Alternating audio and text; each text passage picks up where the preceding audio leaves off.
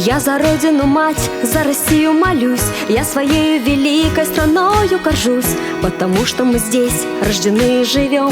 Это наша земля, это наш отчий дом. Не сгибалась ты, Русь, поднималась опять. Несмотря ни на что, продолжаешь стоять. Те, кто злобой кипит, никогда не поймут, что за люди у нас тут в России живут.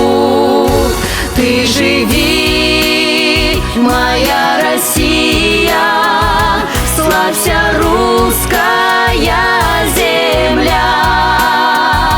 Краше нет под небом синим, это Родина моя.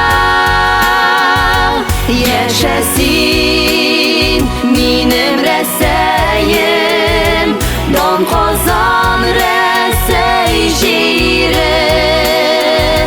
Zəngərkuk astında tiyuq, bu benim aziz şiirim.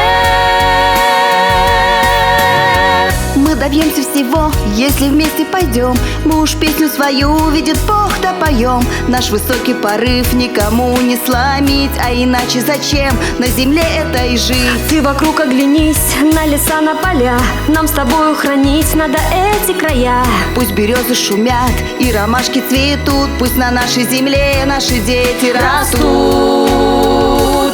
Ты живи, моя Россия, славься, русская